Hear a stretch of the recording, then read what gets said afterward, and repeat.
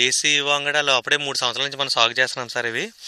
వీటికి పెద్దగా పెట్టుబడి కానీ, వీటికి తెగుళ్ళు కానీ ఏం అవసరం ఉండదండి. వీటికి మనం కృత్రిమంగా అందించే అవసరం కూడా ఏముండదు సార్.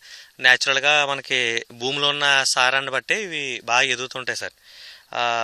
వీటిని సాగు చేయడం వల్ల మనకి పర్యావరణానికి ఎటువంటి హాని కలగదండి.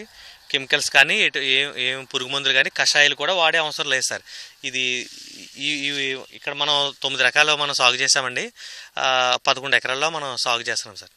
నారాయణ గామిని సాగు చేస్తున్నాం సార్. నారాయణ గామిని, కాలాబట్టి, సుగంధ సాంబా సాగు చేస్తున్నామండి. నవారా సాగు చేస్తున్నామండి. బ్లాక్లో బర్మా బ్లాక్ కూడా సాగు చేస్తున్నాం సార్.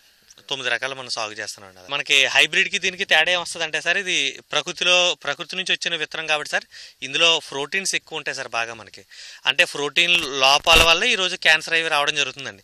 ఒక కెమికల్స్ ఒక కారణం అయితే, ప్రోటీన్ లోపం రెండో కారణం అండి క్యాన్సర్ రావడానికి. ఇందులో ప్రకృతి నుంచి వచ్చిన విత్తనం, నాటు విత్తనం కాబట్టి సార్, దీనికి మనకి ప్రోటీన్స్ ఎక్కువ ఉంటాయి సార్. యాంటీ ఆక్సిడెంట్స్ ఉంటాయండి, ఇమ్యూనిటీ పవర్ ఎక్కువ ఉంటుంది సార్, కాల్షియం ఉంటుందండి.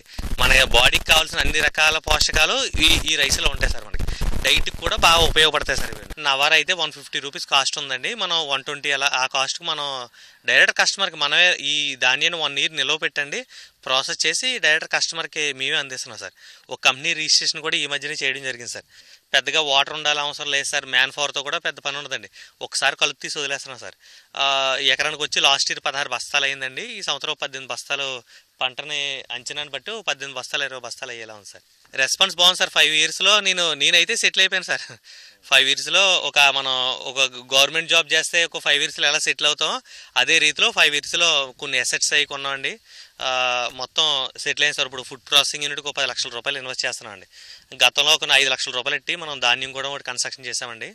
ఇప్పుడు 10 లక్షల్లో ఇన్వెస్ట్ చేసండి మనం ఫుడ్ ప్రాసెసింగ్ స్టార్ట్ చేయడానికి రెడీగా ఉన్నాం సార్. ఇప్పుడు లాస్ట్ ఇయర్ అయితే ఒక 32 మంది రైతులు ముందుకు వచ్చారండి. ఆ 32 మంది రైతులు కూడా అప్పుడే 2 క్రాప్లు వాళ్ళు కంటిన్యూ చేశారు సార్. ఇంకా రైతులు కూడా తెలుసుకుంటున్నారండి ఏంటి మన దగ్గర బియ్యం కొనే వల్ల రైతులు ఎక్కువగా ఉన్నారు సార్. సిటీ పీపుల్ కంటే మనకి ఫార్మర్స్ ఎక్కువగా కొంటున్నారు సార్. ఇందులో మనకి 2 మంత్స్ 2 నెలల్లో పూర్తిగా షుగర్ని తగ్గించే రకం కూడా ఉంది సార్, నవారా సార్. నవారాకి మంచి డిమాండ్ ఉంది సార్ ఇప్పుడు ఈ రకంలో సార్.